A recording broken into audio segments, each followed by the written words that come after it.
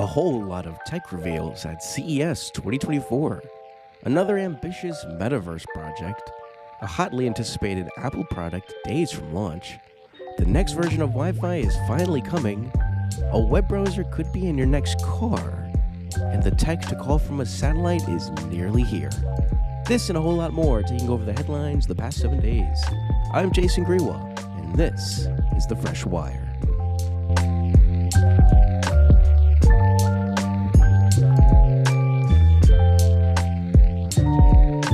Hey everyone, hope you're all doing well. Welcome back to another episode of The Fresh Wire with, you know it, Jason Grewal. Hope you're all doing well. Hope you're having a good morning, afternoon, evening, day, or night, wherever you are, however you live. I appreciate you tuning in as usual.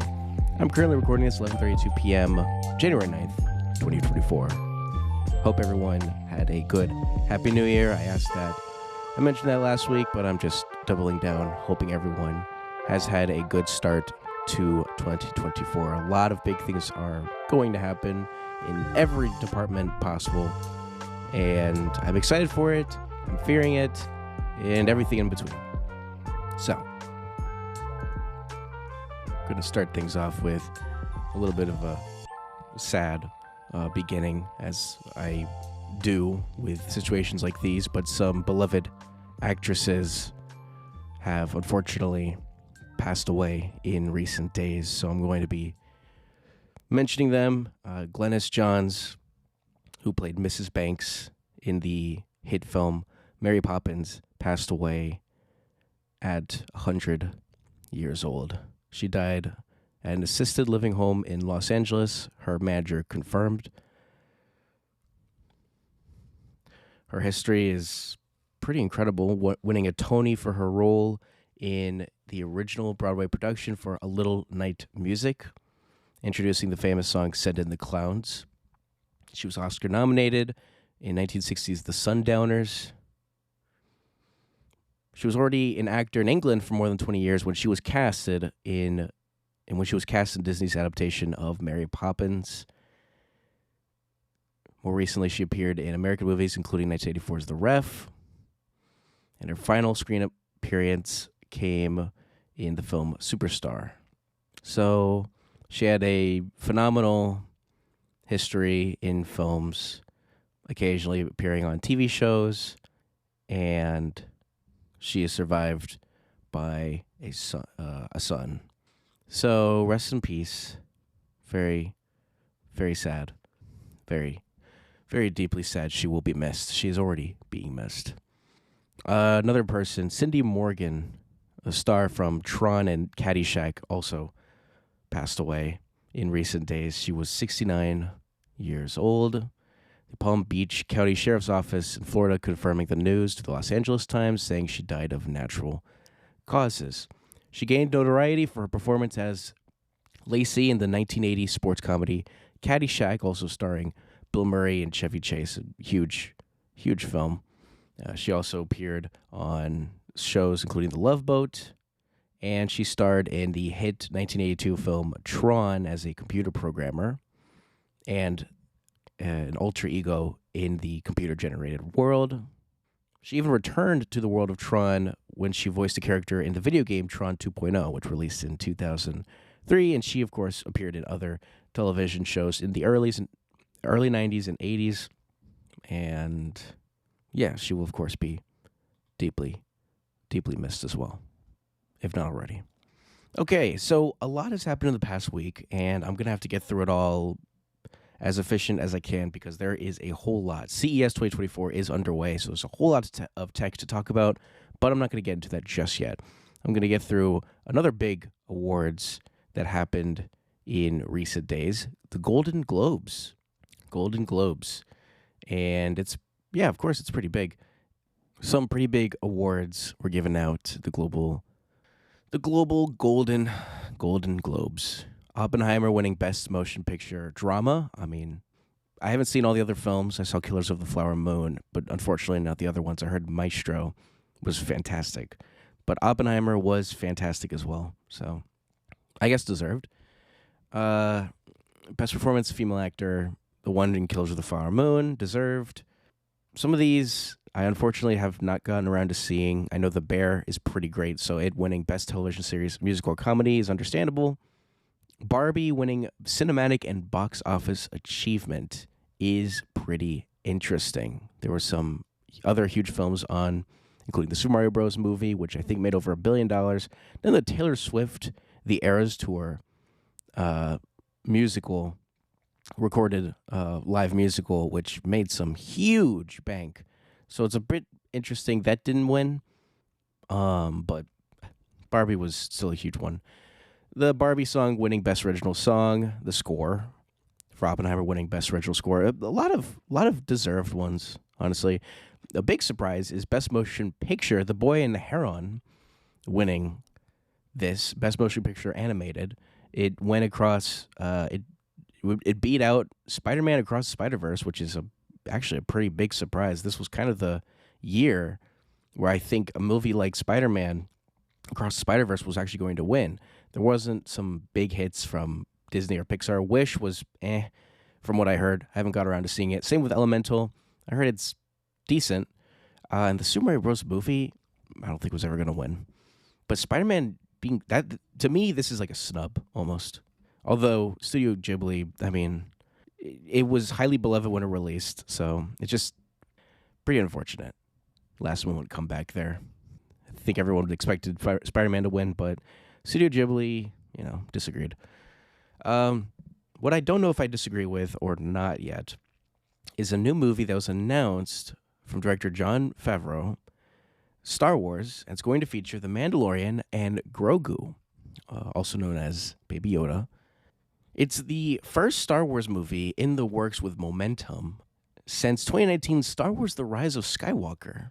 It's actually pretty crazy when you think about it. 5 years ago, I mean, it was the end of 2019, so no big deal. Closer to 4.5 years ago. But we really had, every 2 years or so, or actually even shorter, a Star Wars movie from like the mid to late 2010s, and then it just all stopped. Every time a project was like starting to get into production, it kind of like fell apart. And I mean, from The Rise of Skywalker, it is kind of like going from Avengers Endgame to what now?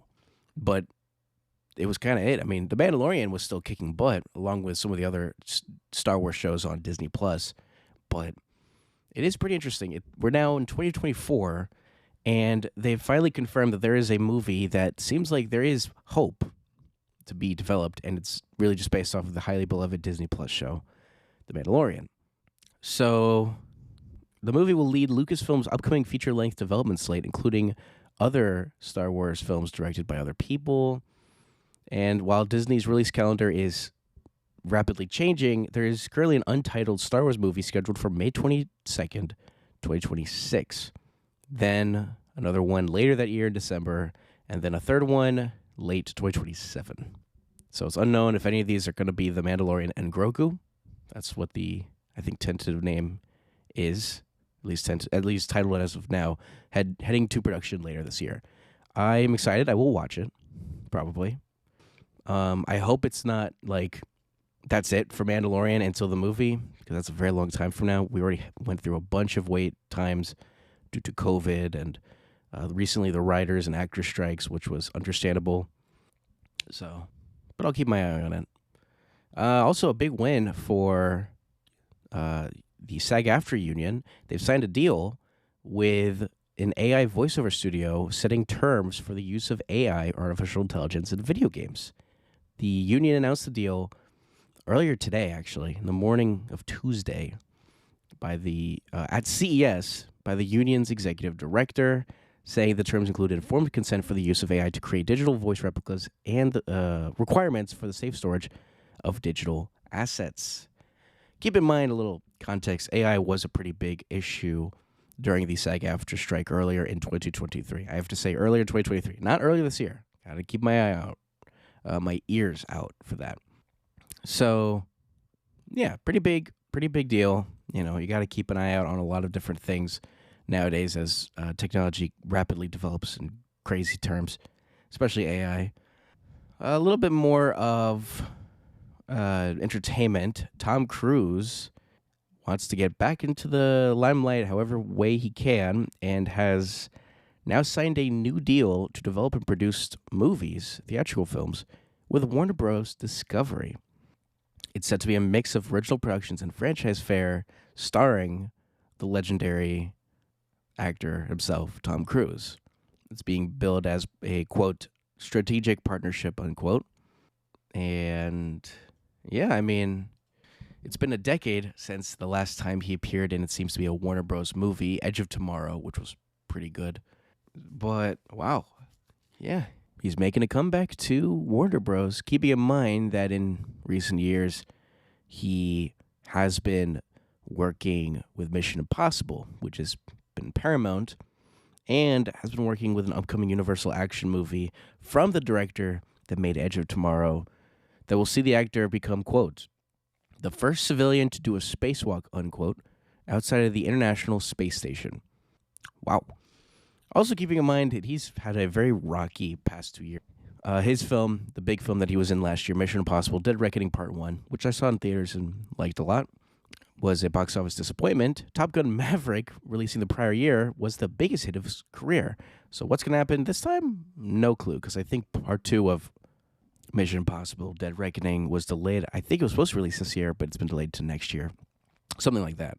Big delays. I mean, that's, post-strike, that's always going to happen. It happened in the late 2000s, and it happened this time as well. A little bit more, like I said, on entertainment, and this is a more personal thing, but I'm pretty excited for it. Stranger Things has finally went underway on production on the 8th. They're finally bringing everyone back. They sent out a photo of the cast and crew all reunited with the big old red 5 for some reason. Everything else black and white. Sounds about right. And I'm pretty excited. We know very little about it. But, I mean, I've seen Stranger Things. I'm certain it's going to be great, hopefully.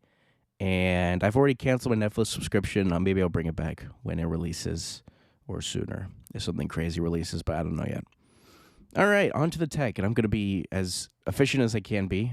A lot of this has been announced, so I looked over a lot of what was announced at CES so far, and I'm going to be covering it. But before I do, a few extra topics that I wanted to get into beforehand involving some lighter things. For example, I was talking about how streaming services are kind of screwing people over with these price increases and removing features and removing content. Well, it seems like people on Max, including me, are going to get live sports just a little longer. If you don't know, a few months ago, Max, formerly HBO Max, formerly HBO Now, formerly HBO Go, introduced a live sports add-on that people can get, and it'll be something to pay for, $9.99 a month, but it was free for everyone that had Max up until the end of February. Well, it's going to go on a little bit longer for free. The statement from Max, a spokesperson, said, quote, the B/R sports add-on, just to add Bleacher Report sports add-on, will continue to be made available to Max subscribers on us for a few more months as we finalize some tech integrations that will ensure a more seamless customer experience with our platform partners. So it seems like it's kind of been in a beta, but not a beta, hence why it was free to add. I mean, it was live channels being added to Max, which beforehand had no live channels. I think now it has CNN Max. I think that's what they call it. It's CNN. It's live stream of CNN, and maybe some extra CNN content if it already wasn't on Max.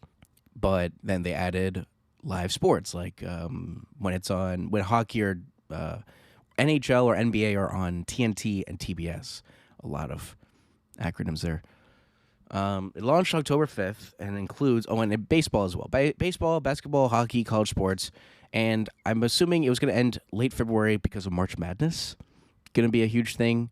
But I guess now it's going to be a little bit longer. So maybe March Madness could be free on Max. That'll be a pretty big thing. But no idea. I'm going to keep Max for a little bit longer, and maybe I'll look into canceling that as well. Just the struggle with keeping all of these and realizing some of these aren't worth it, like Netflix. And it would be Hulu as well, but that's free thanks to my mobile plan. A little bit, I'd say this is more so tech, but it's also a little bit of weirdness. This is kind of tech, kind of entertainment, but nothing I am anticipating. For people that don't know, there was a movie that released a few years ago based on a novel called Ready Player One. I saw it in theaters, and it was phenomenal. It was a VR world where you could go through. It really put out there the idea of a metaverse that's like decades from now, but it was dystopian and wasn't really something to follow through word for word because of how ridiculous it is getting to the point that was in Ready Player One. And for some reason, it was decided, you know what, let's make it real, rather virtually real. Futureverse, an AI and metaverse technology and content company. Wow, that's not super common. Reminds me of NFTs and crypto companies that were huge 2 years ago and died and no longer exist. Futureverse announced the formation of Readyverse Studios, a studio co-founded with Ernest Cline, the novelist and creator of Ready Player One, and Dan Farah, producer of the 2018 Warner Bros. Film adaptation. In its first major rights deal, the studio partnered with Warner Bros. Discovery to exclusively bring the Ready Player One franchise to the metaverse across Web3. The studio maintains exclusive Web3 rights to all future intellectual property created by Cline. So anything involving Ready Player One looks like it's going to turn into a reality. I mean, I think it was like 2038, 2036 or something that they said was the present day, or it was either present day in the movie or when they started making this technology. I don't know, what one of those two. Hey, if it's to start the technology in 2038, hey, they may be a little ahead. I don't know if this is. It says details are sparse right now. The company says it expects to launch sometime in 2024, so later this year. Official statement, quote, Readyverse Studios is laying the groundwork to bring the promise of the open metaverse depicted in Cline's Ready Player One novel and the blockbuster film. Okay, yeah, unquote. Quote, and the blockbuster film adaptation into a tangible reality. A multi-world, multi-IP, interoperable, open metaverse experience for mass consumers. Yeah, unquote. After consumers. Yeah, I don't know about that. I don't know. I like VR. I like a lot of its capabilities, like its promise, its potential. And at a certain price point, they can become eventually impulse decisions, and they can be extraordinary. I don't know how far they'll go, though. I don't see, Horizon Worlds that Meta is doing. I don't see that becoming a huge thing. VR chat has been a thing for a very long time, and while it's built up its own fan base, it's not going to revolutionize anything. It's a nice thing to access, but whatever. I will keep my eye on it as I do a lot of things, and if it becomes pretty big, maybe I'll check it out. What I don't know if I'll be checking out is Fortnite on a car. Sony showing off a very interesting in development car, the Afeela EV, and they continue to show, it seems like every CES, how far they're going to go with how techy the car is. Remember, Sony teaming up with Honda for an EV. Honda still very new into the EV ecosystem. I think they have one car, and they may have another in the coming years. And then Sony, they never made a car as far as I know. So this is a pretty big deal. They have what's going to be called the Media Bar, where it's a really big bumper that has actually a screen. They showed off some examples of the screen and what it could do, including the name of the car, a warning display, cute one, as mentions happy birthday to someone, and for some reason logos of some Sony properties and Fortnite. I don't know why. I think they just showed how capable it is, that hey, there's something to show. But remember, at CES, it's always got to be something weird. And again, it's being described as a prototype. And Sony and Honda last year said it will release in the market sometime in 2026. So a long way to go. Still not this year or next year. But we can now say the year after.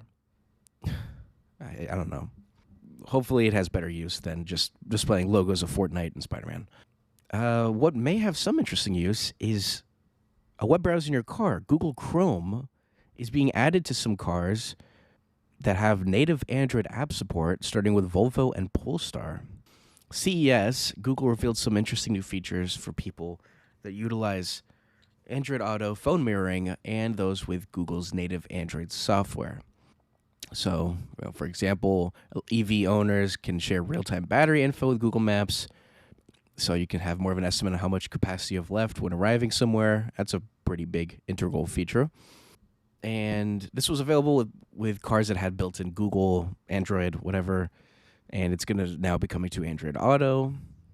And yeah, Chrome browsing is now coming to certain cars with Android Automotive.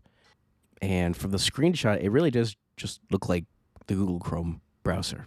I can imagine it's going to be locked out when you're driving, but having a built-in browser, just a straight-up web browser, accessible in your car, actually sounds oddly powerful. And because it's Google Chrome, it's not like a generic web browser or anything. It's connected to your Google account, so it's going to have all these cool little features that you would normally find in Chrome. And remember, it's Android-based, so it's going to be the Android tablet experience or so, which is actually pretty good. And as they keep building these sort of things up, it makes the car driving experience hopefully better and not worse. But you never know.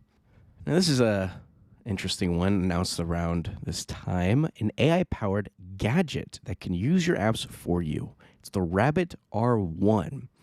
The CEO and founder of an AI startup called Rabbit says he doesn't want to replace your smartphone, at least not yet. So this $199 standalone AI device is called the R1, and it kind of looks like a modernized version of a 90s era handheld TV. What's crazy is I actually used one when I was really young. It was around, I think, a hurricane was hitting. So we just had one just in case, and it worked when analog was still a thing. So this device specifically is about half the size of an iPhone, 2.88-inch touchscreen. Has a rotating camera for photos and videos, and a scroll wheel button to navigate or talk to the device's built-in assistant. Some pretty mid-range specs, honestly closer to low end. But for the price, it's not that terrible. But the big thing is the software. Rabbit's operating system is called Rabbit OS and utilizes some pretty interesting AI tech. Rather than something that would be like a large language model like ChatGPT based, Rabbit says Rabbit OS is based on a, quote, large action model.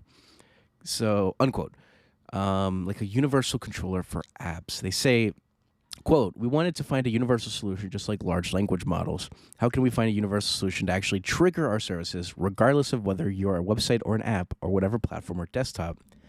So, theoretically, like Google Assistant, Alexa, just so I don't set off any Amazon Echoes, or maybe Siri even.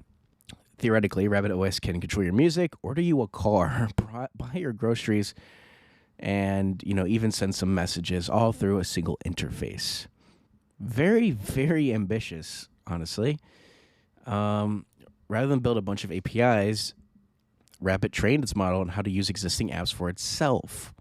It was trained on people interacting with apps like Spotify and Uber, essentially showing the model how they work.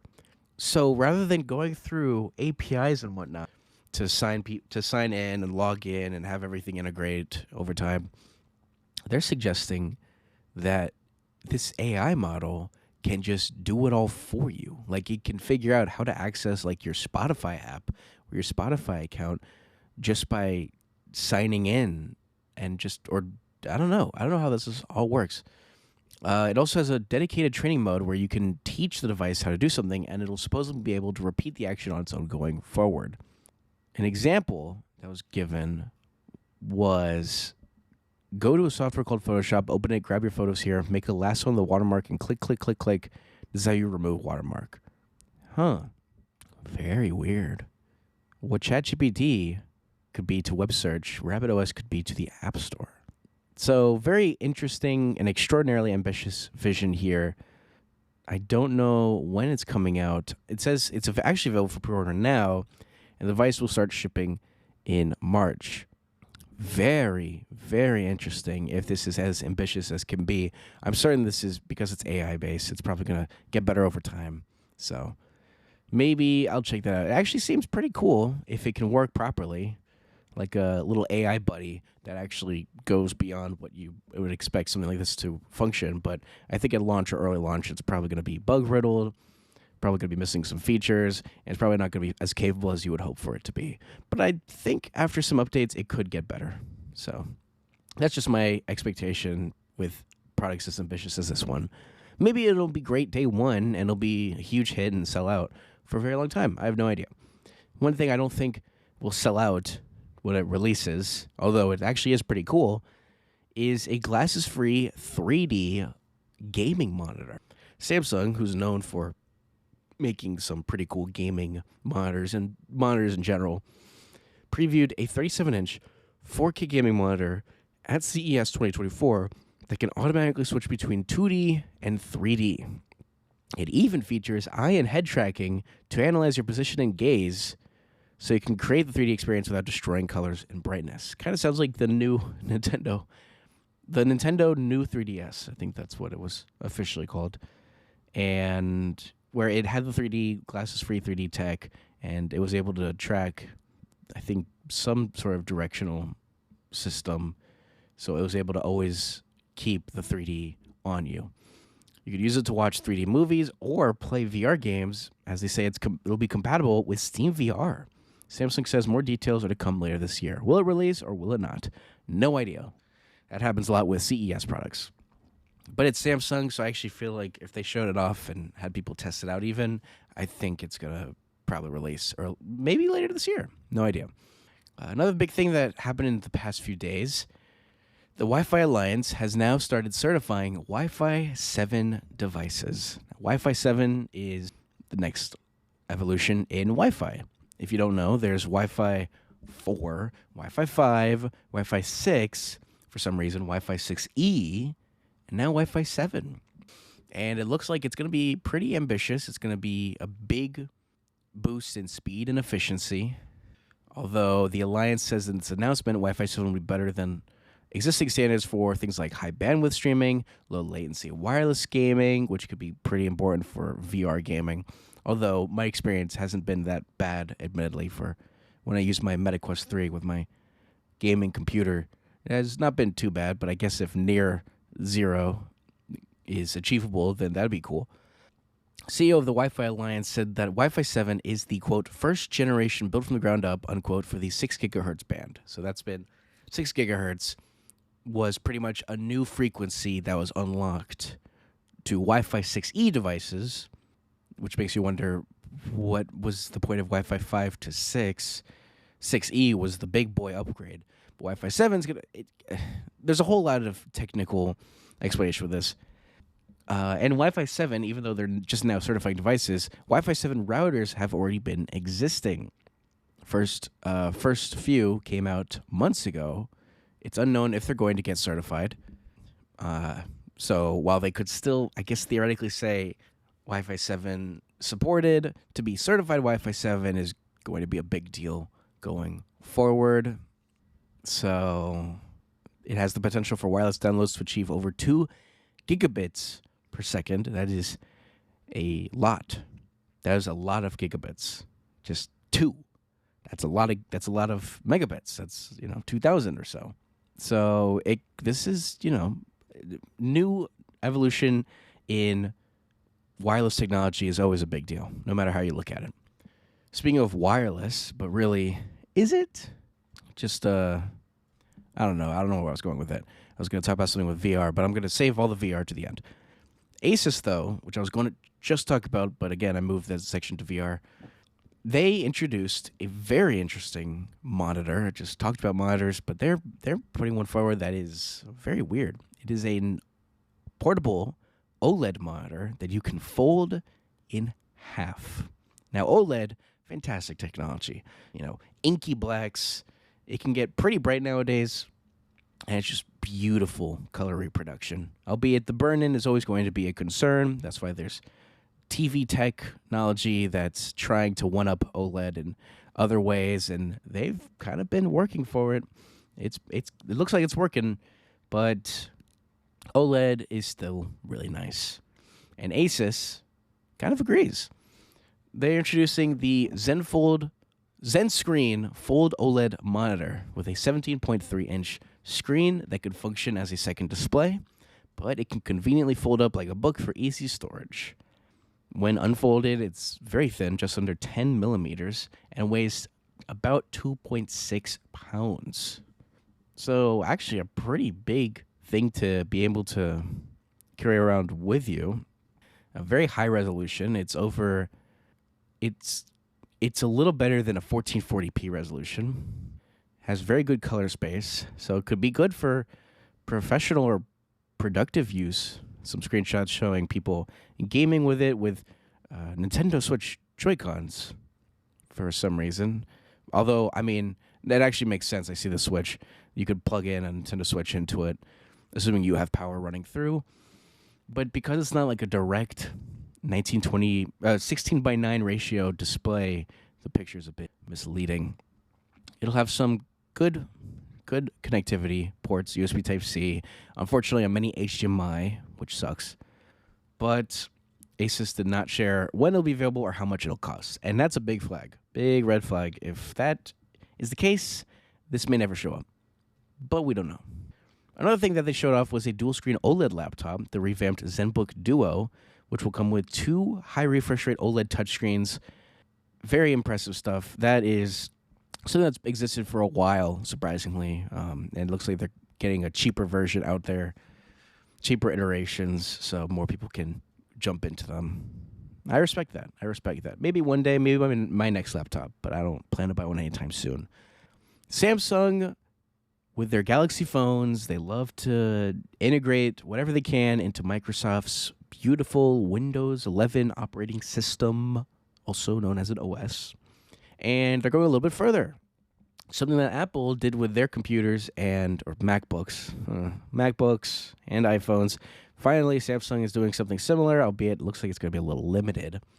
You'll still be able to use your smartphone, some Galaxy smartphones, as a PC webcam for Microsoft Teams. So this big partnership between Microsoft and Samsung will feature new Copilot integration and the ability to use your smartphone as a webcam on a PC. So they were hyping it up a bit. It'll include both front and rear-facing cameras and the ability to add background blur and auto-framing to your camera feed. A little bit of context before I continue. Google actually added similar webcam support to an Android 14 update, I think for specifically their Google Pixel phones, but also to Android 14 as a whole. This was back in December. But reports from some Pixel owners say Windows has not been correctly detecting the webcam feature. I actually have not tried this myself, but maybe if this goes beyond Microsoft Teams, I could just try this instead. But the big thing also is Copilot. I've been talking about this a little bit here and there. Microsoft's Copilot, which I think I mentioned. Oh, maybe. I don't know if I have actually. But if I didn't mention it, for the first time in almost 30 years, there's going to be a Copilot button on new Windows Microsoft keyboards. I think their upcoming laptops are going to have them. I think some laptops shown at CES had the Copilot button, actually, including one from Asus. And it just shows how all in Microsoft is on Copilot. Understandably, it's extremely capable chatbot AI assistant that really does a lot, for better and worse. You know, ChatGPT, the company behind it, OpenAI, getting sued by like the New York Times. And yeah, I mean, there's always going to be controversy with AI, but Copilot seems to be going all in with Microsoft, and Samsung's joining in too. Galaxy Book 4 and Galaxy smartphone owners will be able to experience the new capabilities supported by Copilot. Simply connect your Galaxy Book 4 and Galaxy smartphone with Link to Windows to find, read, or summarize text messages. Now, Galaxy Book 4, as far as I know, is a Samsung laptop that runs Windows.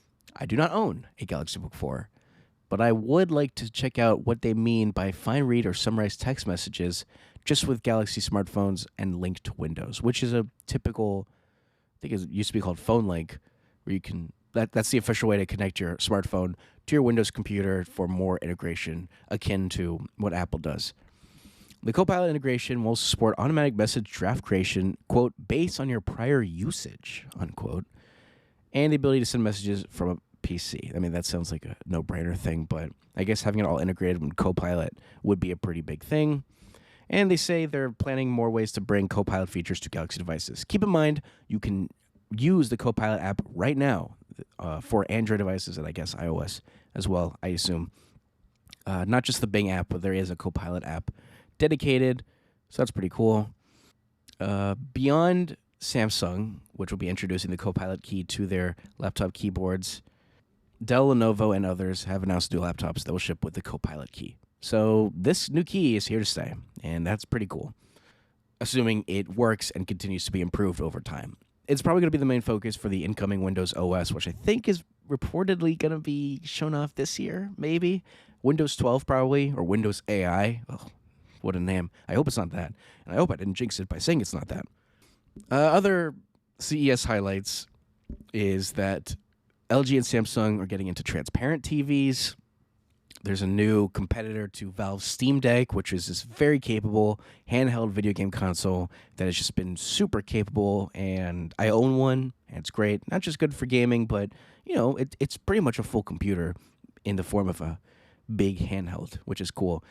MSI, who makes computers and other computer hardware, introduced a competitor called the Claw, so that's cool.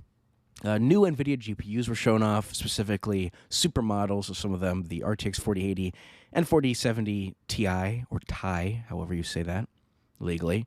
And, of course, new processors from the big boys, Intel and AMD. So a lot of CES so far. There is something that I think is going to be talked about in the coming days with CES a little bit more.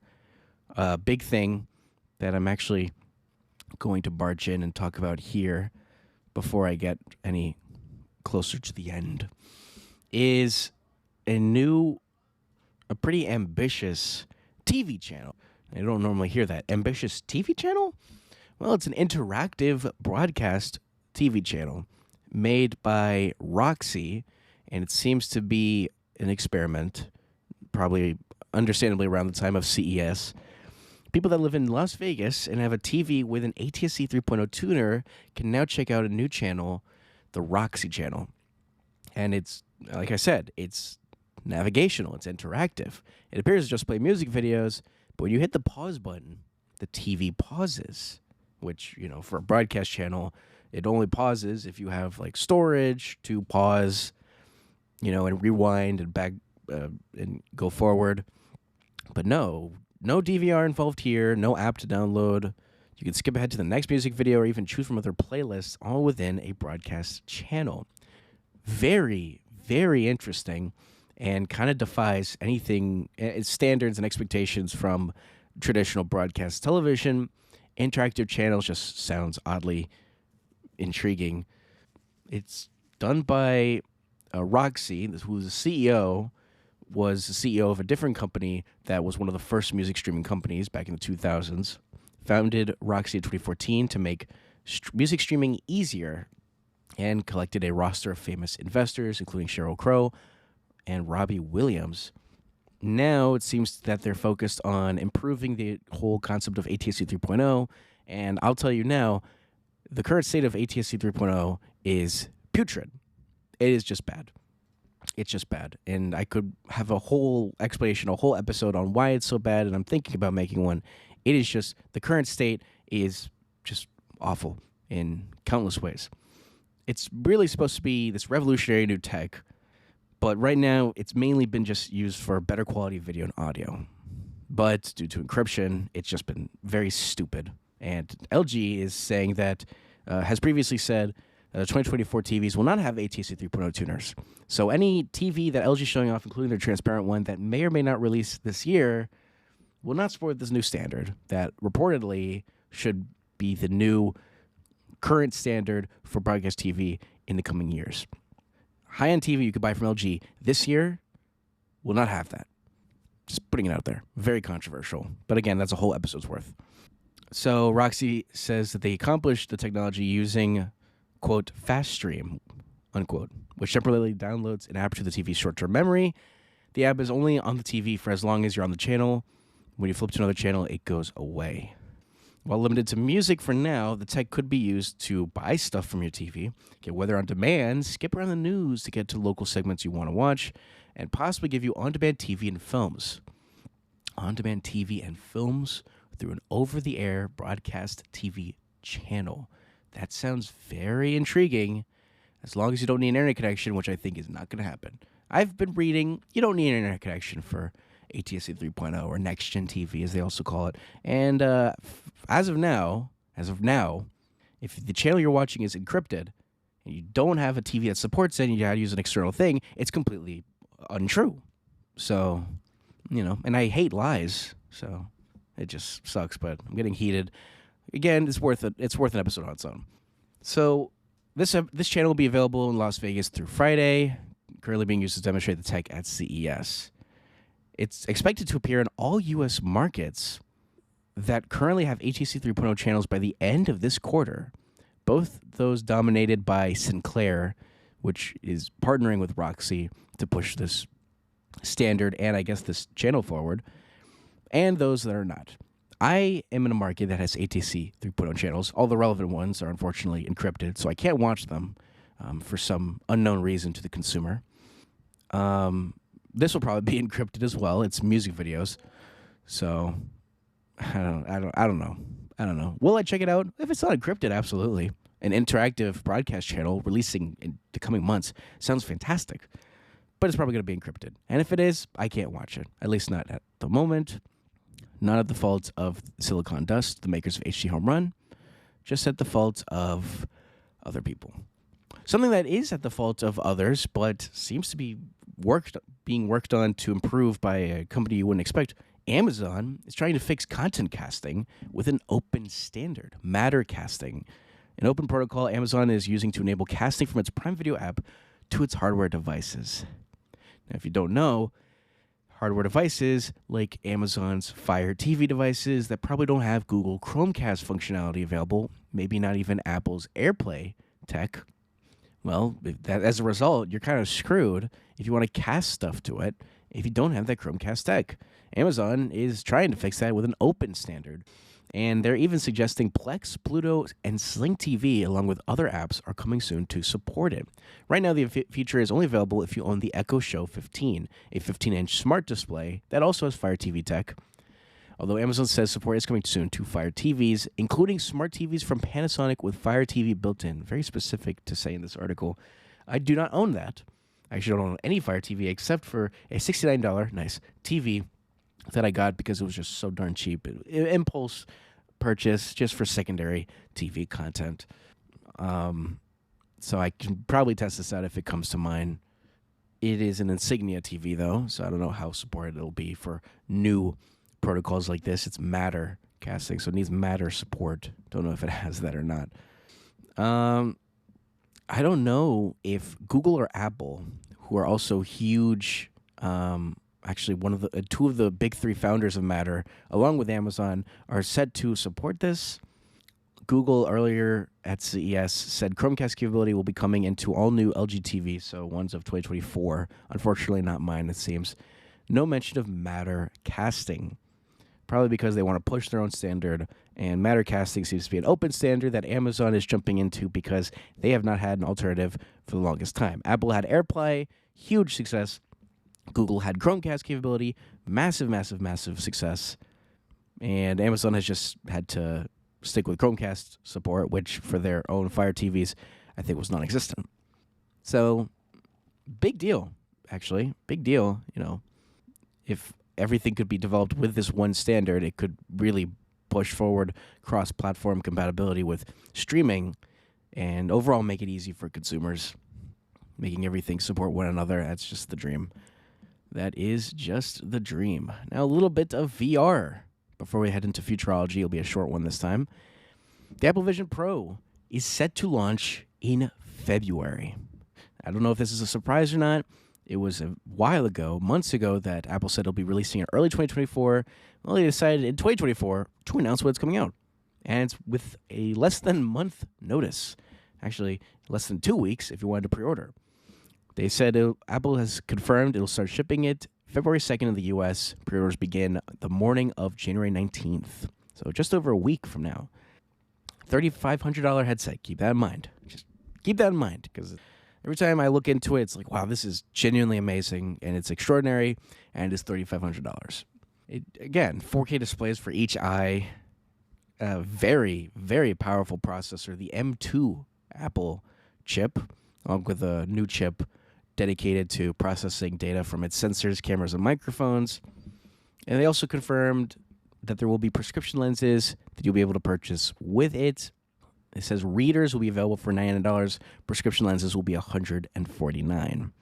So I'm not going to buy it. I will never buy this. I have the Meta Quest 3, and it is more than good enough for what it achieves for me.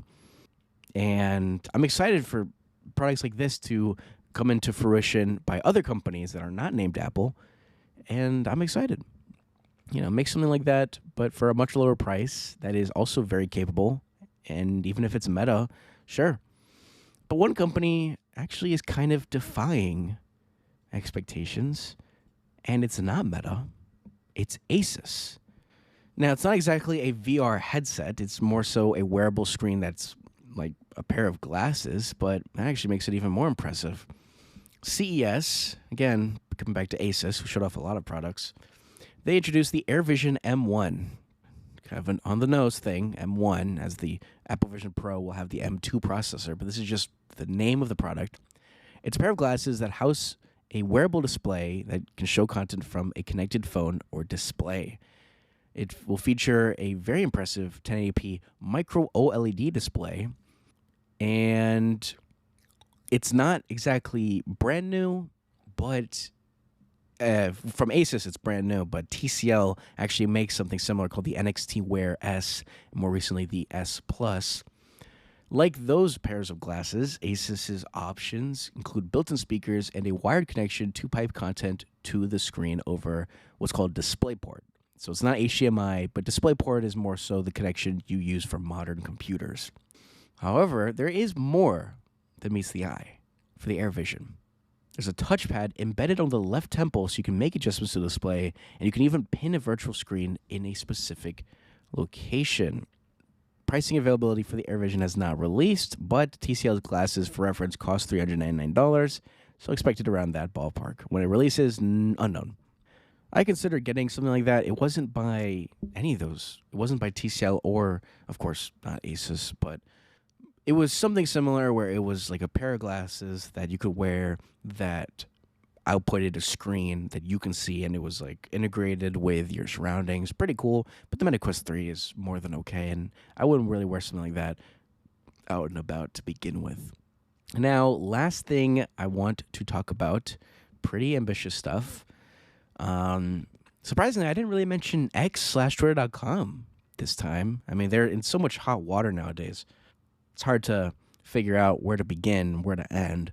And at this point, I've just given up, and I'm just, whatever. People are interested in that can find the research on their own because it's just ridiculous at this point.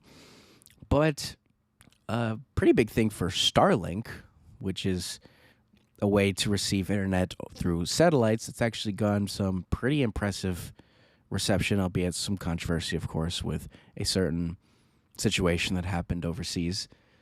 That even if I hint further than that, we'll have this podcast, I think, censored or whatnot. But, well, the first satellites from Starlink that will allow mobile phone users to connect anywhere on the planet were launched. Six of the 21 Starlink satellites launched earlier this month support the company's new direct-to-cell service that was announced in 2022. SpaceX will now test the service with ordinary 4G LTE compatible phones on T-Mobile in the U.S. before the text messaging service goes live in multiple countries this year. Voice and data, along with support for Internet of Things devices or IoT devices, will be added, now I could say, next year in 2025 as more of these satellites come online. Their whole ambitious thing is mobile phone connectivity anywhere on the planet. Pretty exciting stuff. Pretty exciting.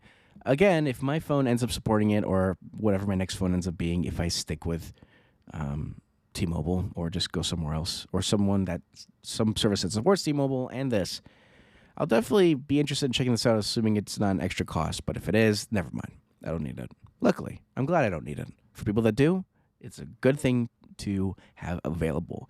And competition is good. I keep seeing AT&T pop up about this, and I'm certain Verizon and other smaller MVNO services will jump on the bandwagon in the future, assuming they don't show it off at CES.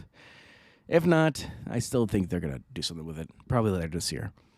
And that'll be it from me. Thank you all for tuning in again. I really appreciate it. That'll be it from me for this episode. Keep an eye out on thefreshwire.com for future articles and future podcasts announcements. And I'll catch you on the next one. Thank you again for tuning in. I really appreciate it. I've been feeling a little under the weather, so I wasn't sure if I was going to do this episode, but I decided to go for it anyway. But in the meantime, thank you all for tuning in. I'll catch you all in the next one. Till then, take care of yourselves and have a gosh darn good one. Peace.